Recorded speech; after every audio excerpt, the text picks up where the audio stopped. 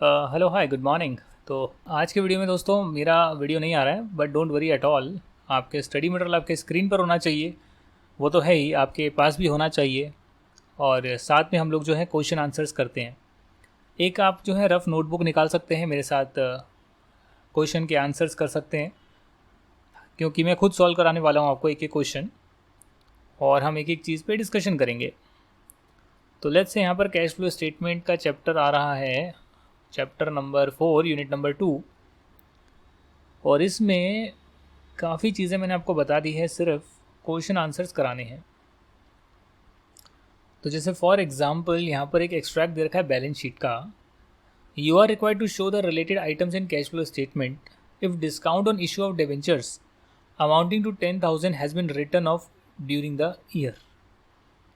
कि एक जो है आपकी ओपनिंग बैलेंस शीट है, यानी पिछली बार की क्लोजिंग बैलेंस शीट, मतलब कि इस बार की ओपनिंग बैलेंस शीट, और दूसरा इस बार की क्लोजिंग बैलेंस शीट है। तो दो बैलेंस शीट आपको जो है एक साथ में गिवन है। अब ये क्यों गिवन है, देखिए, अगर आप शेयर कैपिटल को देखते हैं तो ये 5 लाख रुपए थी पिछली बार, यानी इस बार का ओपनिंग 5 लाख था, क्लोजिंग भी 5 लाख है। तो इसका मतलब इसमें कोई आउटफ्लो इनफ्लो कुछ भी नहीं हुआ। वहीं आप गुडविल देखते हैं तो पहले कितनी थी, 1,15,000। अब अगर आप यहाँ देखते हैं तो करीब करीब 25,000 जो है गुडविल को अमोर्टाइज किया गया है, राइट ऑफ किया गया है। Similarly discount on issue of debentures भी आ रहे हैं। अब यहाँ अगर आप देखते हैं कि ओपनिंग में 90,000 का बैलेंस था, discount on issue of debenture जैसे धीरे धीरे हम राइट ऑफ करते हैं, बैलेंस बढ़ गया। मतलब कहीं ना कहीं डिबेंचर इशू करे होंगे डिस्काउंट पे, तो इसका बैलेंस बढ़ गया। और एडिशनल इन्फॉर्मेशन में गिवन है कि 10,000 के राइट ऑफ भी करे हैं इस साल, यानी ओपनिंग इतना है, क्लोजिंग इतना है, राइट ऑफ इतना करा है। तो बैलेंस आ जाएगा कि इस बार जो डिबेंचर इशू करे हैं, जो कि 5 लाख से 7.5 लाख हो रहे हैं, उस पर कितना डिस्काउंट दिया होगा। सिमिलरली आपका कुछ अनपेड इंटरेस्ट है, जो आपकी लाइबिलिटी है, इंटरेस्ट देना है, अभी दिया नहीं है, एक्रू हो चुका है। और पीएनएल का बैलेंस है ओपनिंग 50,000 एंड क्लोजिंग 90,000। तो जब आप ऐसे क्वेश्चन करेंगे तो इसे आप, जहाँ भी बैलेंस शीट का ओपनिंग क्लोजिंग गिवन है, तो इसे आप इनडायरेक्ट मेथड से कर सकते हैं। एक बार ये ओपन हो जाए उसके बाद मैं आपको इनडायरेक्ट मेथड से करना बताता हूँ। कुछ मैं आपको ट्रिक्स भी बताऊंगा ताकि आप कैश फ्लो स्टेटमेंट के कॉम्प्लेक्स क्वेश्चंस को भी आराम से कर पाएँ। यहाँ देखिए, प्रॉफिट एंड लॉस अकाउंट का ओपनिंग बैलेंस है और क्लोजिंग बैलेंस है। अब इस बार का प्रॉफिट कितना है ये कैसे पता लगेगा। मैं ये बोल सकता हूँ कि अगर 90,000 इस बार का क्लोजिंग है, पिछली बार यानी कि इस बार का ओपनिंग जो था, इस बार का ओपनिंग जो था वो 50,000 था, तो कहीं ना कहीं 40,000 रुपये हमने अर्न किया होगा ड्यूरिंग द ईयर, राइट। जो पीएनएल है या प्रॉफिट एंड लॉस है वो इस बार 40,000 आया होगा। तो 50,000 पहले था, 40,000 और आ गया, तो 90,000 बैलेंस आपका आ गया, करेक्ट। कई बार ये होता है कि जो पीएनएल अकाउंट है, जो कि एक तरह से पीएनएल एप्रोप्रिएशन अकाउंट ही होता है, इसका ब्रॉड डाउन बैलेंस दे रखा होता है, कैरेट डाउन दे रखा होता है, करेक्ट, 90,000, ठीक है। आपको ये भी गिवन होता है कि आपने कुछ डिविडेंड इशू करा है। अगर आप डिविडेंड इशू करेंगे तो जो ओपनिंग का बैलेंस है वो तो यहाँ पर है, डिविडेंड इशू करेंगे तो बैलेंस कम होएगा। मान लेते हैं 10,000 का आपने डिविडेंड इशू करा है, डिविडेंड या कॉर्पोरेट डिविडेंड टैक्स भी है, वो भी यहीं से जाएगा। 2,000 कुछ भी एस्टिमेटेड ले रहा हूँ मैं एक बार। अब आप यहाँ पर देखेंगे तो ब्रॉड डाउन 50,000 है। एग्जाम्पल लिया है मैंने कि मान लेते हैं क्वेश्चन में इन्फॉर्मेशन गिवन होती, डिविडेंड जो इस बार डिक्लेयर करा गया है वो भी 10,000 है और उस पर टैक्स बनता है 2,000, तो 12,000, कैरी डाउन 90,000 है। तो कहीं ना कहीं इस बार का जो प्रॉफिट रहा होगा वो करीब करीब 52,000 रहा होगा, वो करीब करीब 52,000 रहा होगा, करेक्ट। तो ऐसे जो है कई बार हमें अकाउंट बनाकर भी देखना पड़ता है बैलेंसिंग फिगर। यहाँ कुछ एडिशनल इन्फॉर्मेशन पीएनएल के बारे में या पीएनएल एप्रोप्रिएशन अकाउंट के बारे में नहीं गिवन है, तो मैं डायरेक्टली मान सकता हूँ कि ठीक है भैया, ओपनिंग में 50 था, अब 90 है, तो 40,000 कहीं ना कहीं मेरे इस बार आए होंगे। तो ये आ गया आपका 40,000, करेक्ट। आप इसको नेट प्रॉफिट बोल सकते हैं। बिफोर टैक्स आफ्टर टैक्स एक ही बात है, क्योंकि टैक्स की इन्फॉर्मेशन गिवन नहीं है। तो मुझे यही बेस बनाना पड़ेगा। इसके बाद जो नॉन कैश आइटम है जो पीएनएल में डेबिट हुए होंगे, जैसे कि गुडविल ओपनिंग थी 1,15,000, अब है 90,000, तो कहीं ना कहीं जो नॉन कैश आइटम है गुडविल अमोर्टाइज्ड कितना है 15,000 के करीब, 25,000 के करीब है, तो उसको आप ऐड करेंगे, साइड में लिख सकते हैं, बाद में टोटल करके लिख दीजिएगा। फिर जो है discount on issue of debenture है, जो अगेन एडिशनल इन्फॉर्मेशन कुछ गिवन है discount on issue of debenture की। Discount on issue of debentures, opening balance given है 90,000, ब्रॉड डाउन है, कैरिड डाउन बैलेंस गिवन है 1,15,000, करेक्ट। इस बार जो राइट ऑफ करा है यानी जो पीएनएल में हिट करा होगा, तो मैंने यहाँ पीएनएल में डाल दिया होगा 10,000। क्यों? अरे भैया एक बार जब इशू करते हो डिबेंचर डिस्काउंट पर, तो बैंक अकाउंट में कुछ पैसे आते हैं, डिबेंचर अकाउंट में कुछ जाते हैं।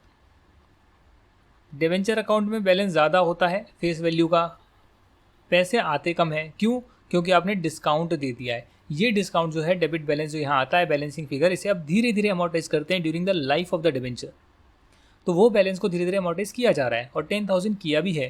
क्लोजिंग 1,15,000 आ रहा है, तो इसका मतलब क्या हो गया 1,25,000 यहाँ आ रहा है, तो कहीं ना कहीं 35,000 रुपये कहीं ना कहीं और आपने जो है डिस्काउंट बुक करा होगा। ठीक है जी। पर पीएनएल में कितना डाला आपने? पीएनएल में जो है पीएनएल में तो आपने सिर्फ 10,000 ही डाला। अकाउंट तो मैंने फिर भी आपको बनाकर दिखा दिया क्योंकि एडिशनल इन्फॉर्मेशन गिवन थी।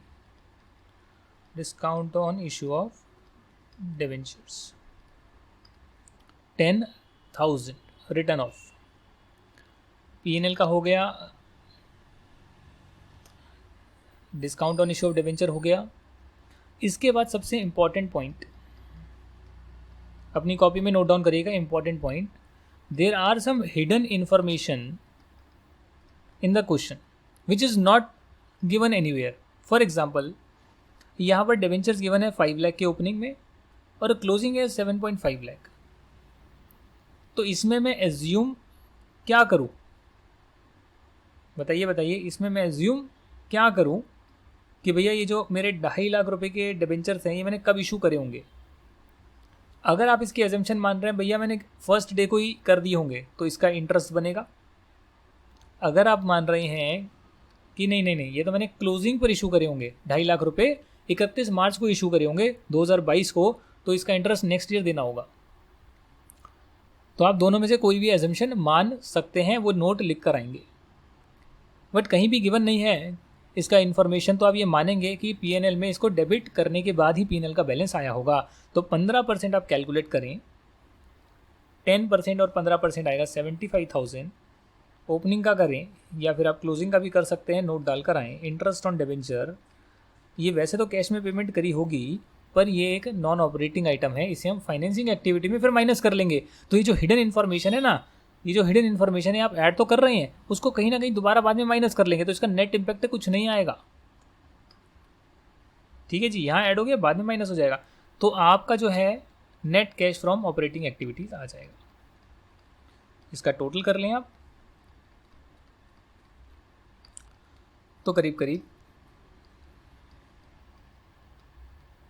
1,50,000 आपका आ गया है।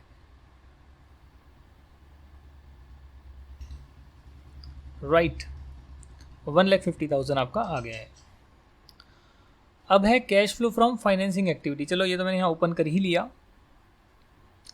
वरना इसकी ज़रूरत भी नहीं है। Cash flow from financing activity आप नीचे यहाँ पर बनाएंगे। इन्वेस्टिंग तो कुछ है नहीं, यहाँ पर कोई एसेट वगैरह आ नहीं रही जिसमें पैसा आपने डाला हो बेचा हो, तो फाइनेंसिंग एक्टिविटी से भी आप कह सकते हैं, कैश के आदान प्रदान में आप कह सकते हैं कि कहीं ना कहीं ये जो डिबेंचर है जो 2.5 लाख रुपए से बढ़े हैं, इस 2.5 लाख रुपए में बैंक में 2.5 लाख रुपए नहीं आए होंगे क्योंकि 35,000 रुपये तो डिस्काउंट के हैं।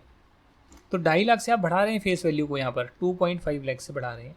बैंक में कितना आया होगा 2.15 और 35,000 डिस्काउंट में गया होगा, तो बैंक में कितना आया 2,15,000 आया होगा, करेक्ट। बैंक में जो है 2,15,000 आया होगा, तो इसके लिए भी इन्होंने एक अलग अकाउंट बना लिया है। मैंने नहीं बनाया, मैंने आपको ओरली करके दिखा दिया कि भैया ब्रॉड डाउन इतना है 5 लाख, कैरिड डाउन है 7.5 लाख डिवेंचर का, डिस्काउंट दिया है 35,000, तो बैंक में जो है पैसा आया होगा 2,15,000। तो अल्टीमेटली आप 2,15,000 से अपना यहाँ पर बढ़ाएंगे डिवेंचर इशूड फाइनेंसिंग एक्टिविटी, और इसका जो इंटरेस्ट है आपने पे जो करा है वो आप माइनस करेंगे, वो भी फाइनेंसिंग एक्टिविटी है। कितना 75,000 आपने कैलकुलेट करा, 5,000 साल के एंड में बच गया, तो यानी कि 70,000 का आपने पेमेंट करी होगी।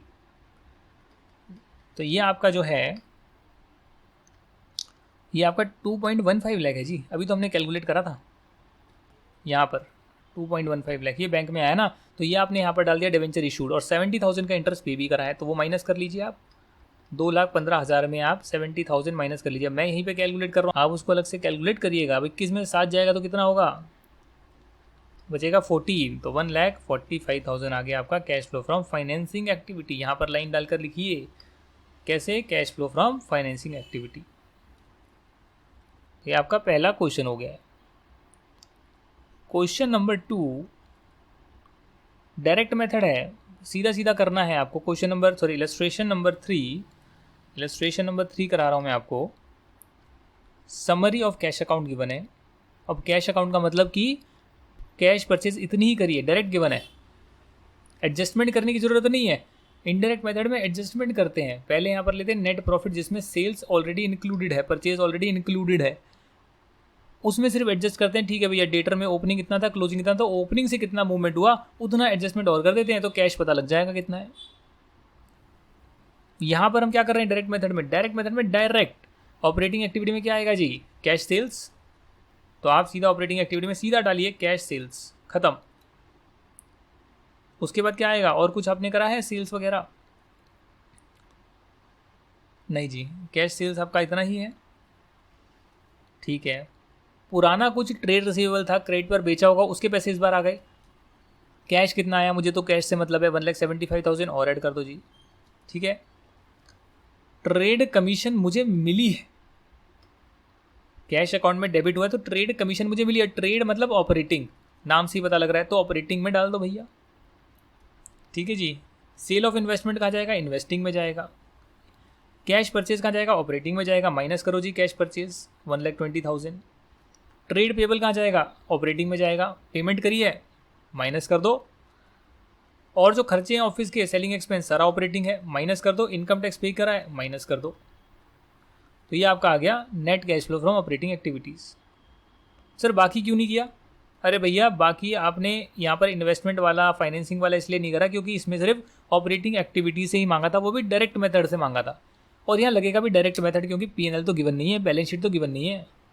तो सीधा सीधा जो आइटम पिक करे आपने ऑपरेटिंग एक्टिविटी के, जो पैसे मिलने चाहिए वो आपने ऐड कर दिए, जो पेमेंट हुई है वो माइनस कर दिया, तो कैश फ्लो आ गया ऑपरेटिंग एक्टिविटी से 17,000 नेगेटिव। इसमें तो कुछ ज़्यादा समझाने वाली है नहीं चीज़ें। The following summary cash account has been extracted from the company's accounting records. Balance beginning में इतना है कैश अकाउंट का जी, कस्टमर से रिसीव करे हैं ऑपरेटिंग, शेयर को इशू करा है फाइनेंसिंग, एसेट को बेचा है पुराने एसेट को इन्वेस्टिंग, खरीदा तो भी इन्वेस्टिंग, बेच दिया तो भी इन्वेस्टिंग, सप्लायर को पेमेंट करी है ऑपरेटिंग, फिक्स एसेट के लिए पेमेंट करी है इन्वेस्टिंग, ओवरहेड्स की पेमेंट करी है operating, wages salaries operating, taxation operating, dividend financing, repayment of bank loan financing. आपको बनानी है cash flow statement, direct method से बनेगी। कंपनी के पास कुछ कैश इक्विवेलेंट है नहीं, क्लोजिंग बैलेंस भी आ गया है, क्या करोगे आप? अरे बहुत सिंपल है, आपने आइडेंटिफाई कर ली चीज़ें तो बस डालो ऑपरेटिंग में। कस्टमर से कितना आया, सप्लायर को कितना दिया, एम्प्लॉयज़ को कितना पैसा दिया, ओवरहेड के लिए कितना पेमेंट करा, वेजेस सैलरीज कितना दिया वो भी आ गया, पेमेंट फॉर ओवरहेड भी आ गया। ठीक है, इनकम टैक्स पेड भी आ गया। तो बस सारी चीज़ें आपने डाल दी।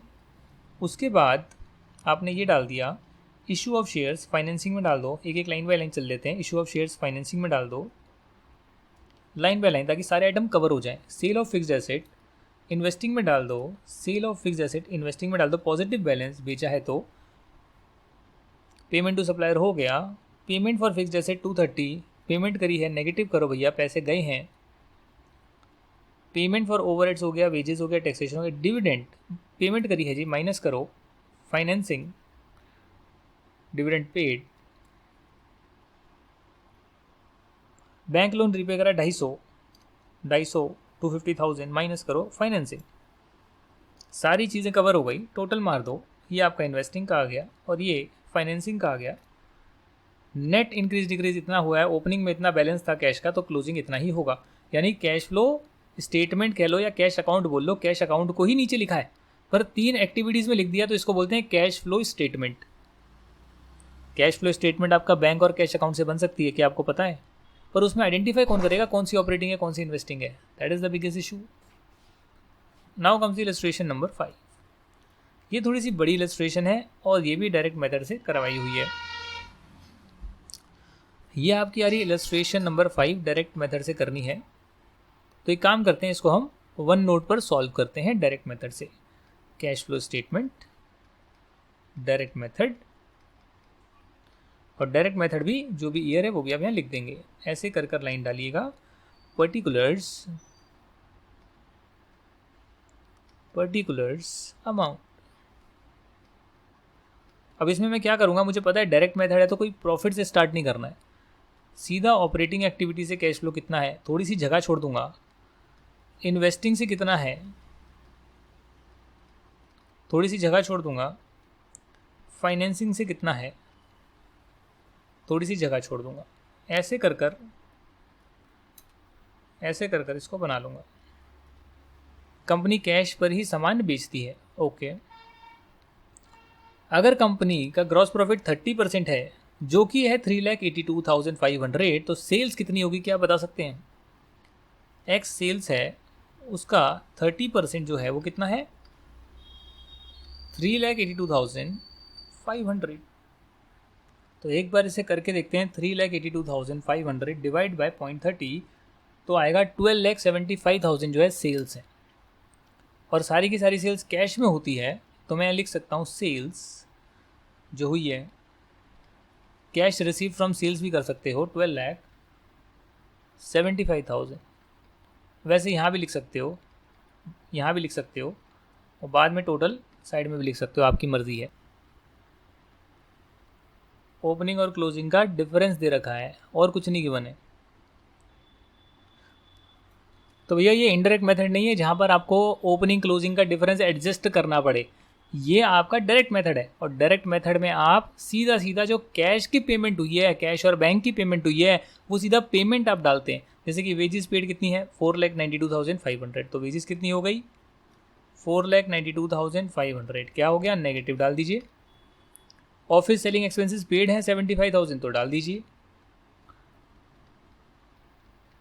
ठीक है जी, office expense selling expense 75,000। Dividend pay करा है, यहाँ तो नहीं आएगा जी, यहाँ तो नहीं आएगा, फाइनेंसिंग में ज़रूर जाएगा, तो डाल देते हैं डिविडेंड पेड, अब फाइनेंसिंग में डाल देते हैं। डिविडेंड पेड इंक्लूडिंग सीडीटी है जी, इंक्लूडिंग डिविडेंड डिस्ट्रीब्यूशन टैक्स है, तो 30,000 है, इसे आप फाइनेंसिंग में डाल देंगे। बैंक लोन रीपे करा है, उसमें कुछ इंटरेस्ट भी है, तो इंटरेस्ट के साथ क्या है, ये दोनों चीज़ें, 2 लाख रुपए क्या है? Bank loan. 2 लाख का पे कर दिया और 15,000 का उसका इंटरेस्ट पे कर दिया। एक साथ नहीं दिखाओ, अलग अलग दिखा दो। Interest on bank loan, financing है ना जी। ट्रेड पेबल जो है वो बैलेंस एक्सीड दे रखा है, कम दे रखा है, पता नहीं जी, बाद में देखेंगे इसका क्या करना है। अमाउंट जो पे करा है ट्रेड पेबल को वो 4,60,000 है। हाँ, मुझे तो अमाउंट पेड चाहिए जी, गिवन नहीं होगी तो मैं आपका वर्किंग नोट बनाऊंगा, उसमें चेक कर लूँगा। गिवन है तो बहुत अच्छी बात है, 4,60,000। तो ये आ गया आपका trade payables, payable to trade payables, ऐसे कर दिया 4,60,000। टैक्स जो पे करा है वो है 65,000। प्रोविज़न फॉर टैक्स हो उससे मुझे कोई लेना देना नहीं है। तो 65,000 मेरा आ गया टैक्स पेड। ये बाद में हम करते हैं, टैक्स पेड बाद में डालते हैं। 65,000 tax paid, right. Investment 7 lakh की आपने बेची है, तो जो बेची है 7 लाख रुपए, तो बेचकर पैसे आए होंगे, सेल ऑफ इन्वेस्टमेंट। तो ये आपका आ गया 7 लाख रुपए, पूरा लिख लेना इन्वेस्टमेंट। मैं तो प्लस माइनस मुझे करना है, मैं वो करके दिखा रहा हूँ आपको। डेप्रिसिएशन का कोई लेना देना नहीं है, सिर्फ मुझे कैश से मतलब है। मशीनरी परचेज करिए 2,50,000 डाल दो जी। कैश एंड कैश इक्विवेलेंट कुछ ओपनिंग में है, कुछ क्लोजिंग में है, बहुत अच्छी बात है। एक बार मैच कर लेते हैं ज़रा। यहाँ पे टोटल करने का समय नहीं है, तो यहाँ डालिए कैश। कैश सेल्स में से माइनस करिए खर्चे ऑपरेटिंग नेचर के, तो 4,92,500। Office expense 75,000, wages paid, trade payables 4,60,000, right. Tax paid 65,000, तो 65,000 माइनस करें, यहाँ टोटल लिख लीजिए, उसमें से 65,000 माइनस कर दीजिए, तो ये आपका आ जाएगा ऑपरेटिंग एक्टिविटी से कितना आया, जो कि कितना है 1,82,500। इन्वेस्टिंग का आप देखिएगा, इन्वेस्टिंग में हमसे यहाँ पर बोला है investment of 7 lakh rupees sold.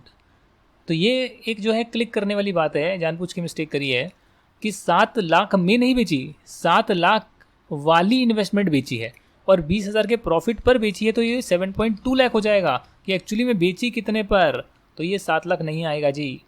ये पढ़ने में जो दिक्कत होती है उसको करेक्ट करने के लिए हमने गलतियाँ करी है, राइट। कि आपने क्या इंटरप्रिटेशन कर लिया, आंख बंद करके भी प्लस माइनस नहीं करना है ना, थोड़ा बहुत देखना भी है। परचेज करी है मशीनरी, तो आपने परचेजेस में डाल दिया, तो आपके पास net cash use in investing activity आ गया, राइट। यूज़ नहीं आएगा, बेसिकली फ्रॉम आ जाएगा, क्योंकि आपने बेचा है, सेल करा है, पॉजिटिव बैलेंस ज़्यादा है, तो फ्रॉम कर लीजिएगा। Cash flow from financing activity, तो फाइनेंसिंग में 2,15,000 ये जो है इसको आप लिख सकते हैं, बैंक लोन एक साथ भी लिख सकते हैं, डिविडेंड को भी लिख सकते हैं जो हमने लिखा है। ऐसे करके टोटल आपका आ जाएगा, ये नेट कैश यूज इन फाइनेंसिंग एक्टिविटीज़। और तीनों का, अगर तीनों एक्टिविटीज़ का आप देखेंगे तो नेट इंक्रीज डिक्रीज यहाँ पर शो होगा। ओपनिंग ऐड करेंगे तो वो क्लोजिंग के बराबर आएगा, क्योंकि ओपनिंग में इतना था, ड्यूरिंग द ईयर इतना है, तीनों एक्टिविटीज़ में भले ही क्लासीफाई कर दिया बट इतना है, तो क्लोजिंग के बराबर होगा, करेक्ट। क्वेश्चन नंबर 6 जो है, मैं आपको होमवर्क देता हूँ। ये इनडायरेक्ट मेथड का है, होमवर्क दे रहा हूँ क्योंकि इनडायरेक्ट मेथड का मैं एक क्वेश्चन आपको करवाने वाला हूँ। जी हाँ,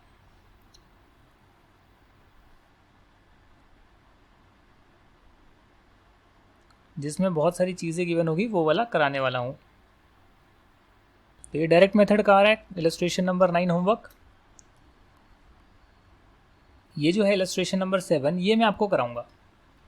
आज की लास्ट इलस्ट्रेशन, बैलेंस शीट दे रखी है सन लिमिटेड की for the year ended March 20 and March 21। तो कई बार ये लोग क्या करते हैं, यहाँ पर प्रीवियस ईयर लिखते हैं, यहाँ करंट लिखते हैं, कई बार यहाँ पर प्रीवियस, यहाँ करंट लिखते हैं, तो कन्फ्यूज़ मत होना। हमेशा करंट से प्रीवियस को माइनस करना, चेंज देखने के लिए पॉजिटिव है या नेगेटिव है। जैसे यहाँ पर 60,000 है और यहाँ पिछली बार 50,000 है, तो 10,000 बढ़ा है तो पॉजिटिव चेंज है। अगर ये उल्टा लिखा होता, यहाँ 50,000 लिखा होता और यहाँ 60,000 लिखा होता, तो आप ऐसे करते हैं, अच्छा 10,000 बढ़ा है।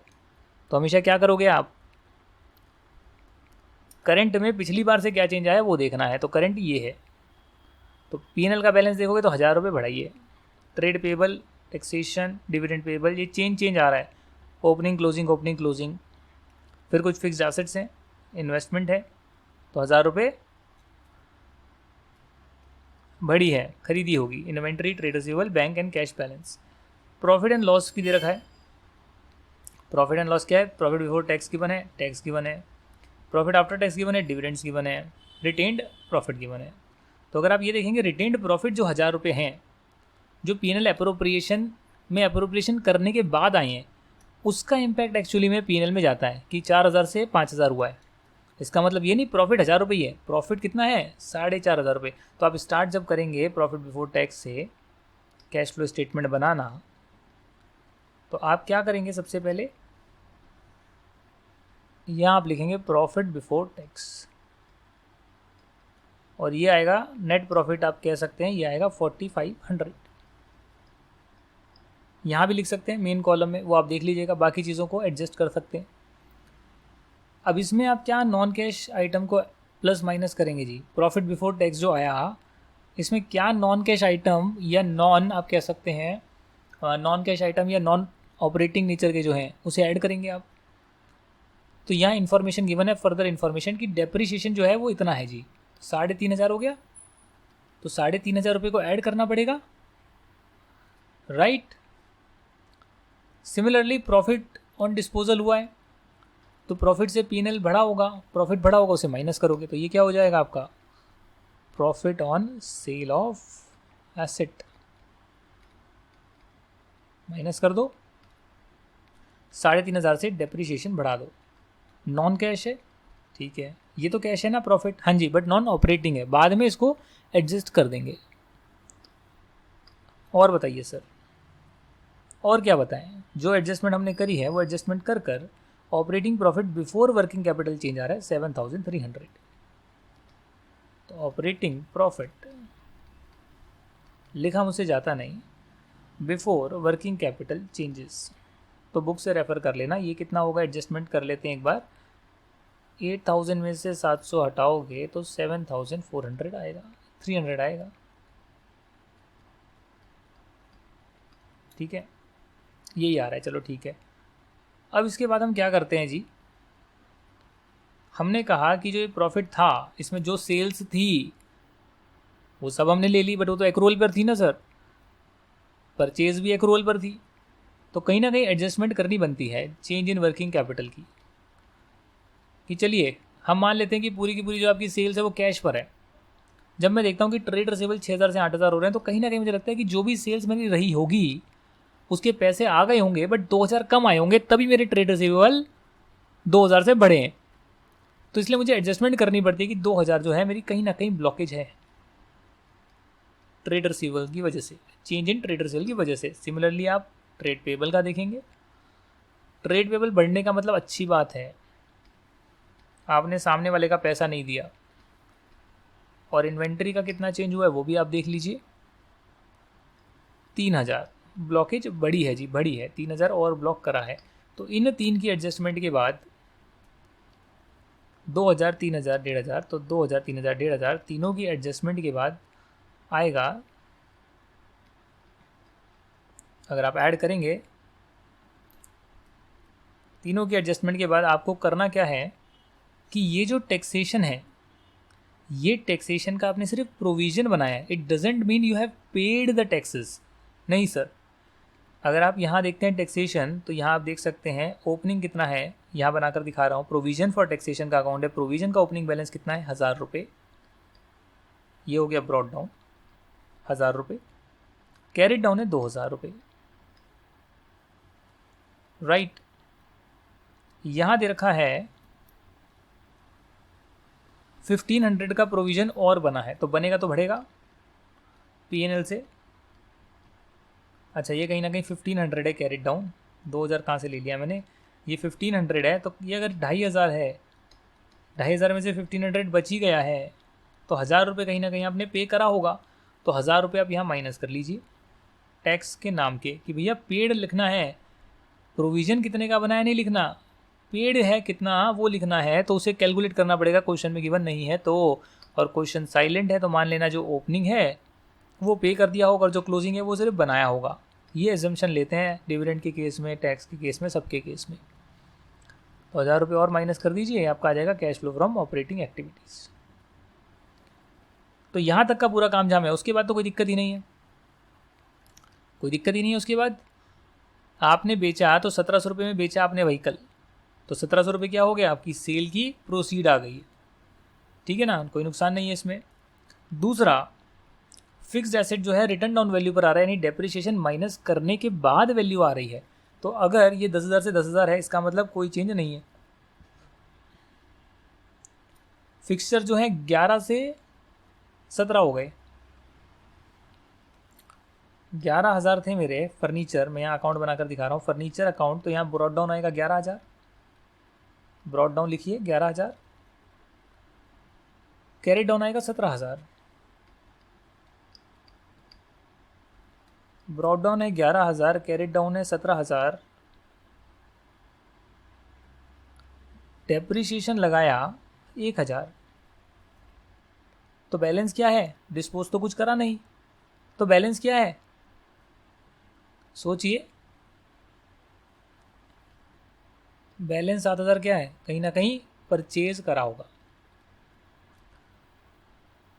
ठीक है जी, कहीं ना कहीं परचेज करा होगा 7,000, इसका वर्किंग नोट बनाया है हमने, तो यहाँ पर कर लिया ना, ओपनिंग इतना है, क्लोजिंग इतना है, डेप्रिसिएशन लगाया है, जो कि आप नेट पर ही दिखा रहे हैं, तो डेप्रिसिएशन फिक्स्ड एसेट अकाउंट में जाएगा, और नेट पर नहीं ग्रॉस पर दिखा रहे होंगे तो डेप्रिसिएशन की जगह क्या बनेगा? प्रोविजन फॉर डेप्रिसिएशन अकाउंट बनेगा, कि ओपनिंग प्रोविजन इतना है, क्लोजिंग इतना है, और प्रोविजन इतना बना है, जो बिक गया उसका प्रोविजन हट गया। तो बताइए कुछ और इसमें एडजस्टमेंट है कि नहीं? सिमिलरली व्हीकल में क्या होगा? व्हीकल अकाउंट में कुछ अलग होगा, व्हीकल अकाउंट बनाकर देखते हैं। व्हीकल अकाउंट नेट बेसिस पर बन रहा है, यानी डेप्रिसिएशन माइनस कर अकाउंट बनता है, डेप्रिसिएशन की एडजस्टमेंट सीधा एसेट अकाउंट में हो रही है। 8,000 opening, brought down, carried down है 12,500,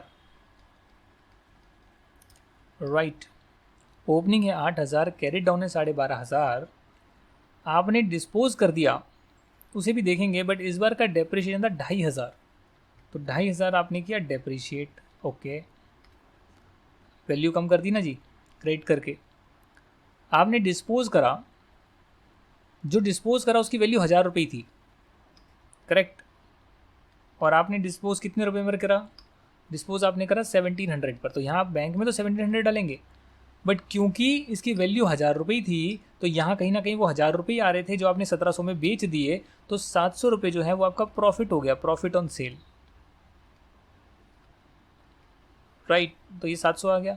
अब सारी चीज़ें आपने रिकॉर्ड कर दी, उसके बाद भी आप देखते हैं बैलेंस कहीं ना कहीं मैच नहीं कर रहा है। 12,500 और 2,500 15,000, 15,000 और 1,700 कितना होता है? 16,700, ये है 8,700, तो बाकी का 8,000 क्या है? आपने खरीदा होगा ना कुछ तो किया होगा जी, तो ये 8,000 आपने व्हीकल परचेज करे होंगे, ये भी वर्किंग नोट से निकल कर आया है जो हमने यहाँ बनाया है, राइट।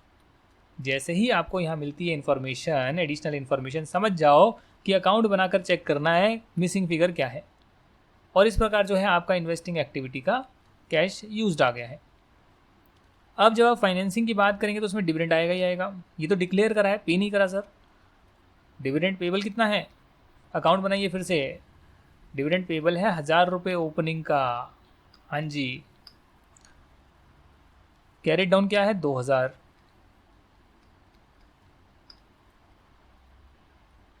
डिक्लेयर कितना किया है? 2,000 का डिक्लेयर करा है, तो और बढ़ेगा ना इससे, P&L से और बढ़ेगा ये dividend payable account. Liability account है जी, 1,000 था, ब्रॉड डाउन डिक्लेयर करा तो और पेमेंट करनी है, क्लोजिंग में 2,000 बच रहा है, इसका मतलब 1,000 रुपये कहीं ना कहीं आपने पे कर दिया होगा, डिविडेंड पे कर दिया होगा। तो आप इसको कैसे लिखेंगे फाइनेंसिंग में? 1,000 रुपये का डिविडेंड पे कर दिया होगा, खत्म। और एडिशनल इन्फॉर्मेशन कुछ गिवन नहीं है, तो सीधा सीधा जो है यहाँ पर देख लो भैया, फाइनेंसिंग एक्टिविटी के जो अकाउंट आ रहे हैं, इक्विटी शेयर कैपिटल 10,000 बढ़ी है तो आपने इशू करी है, लॉन्ग टर्म लाइबिलिटीज़ कुछ है नहीं, बोरोइंग्स कुछ है नहीं, तो ये 10,000 जो है आपका इशू ऑफ शेयर्स आ गया। फाइनेंसिंग एक्टिविटी ऐसे कर आप तीनों एक्टिविटी का टोटल करेंगे तो ड्यूरिंग द ईयर कितना आएगा? 1,500। बिगिनिंग में कितना था कैश? कहाँ गिवन है सर ये? बिगिनिंग में 9,500 कहाँ गिवन है बताइए,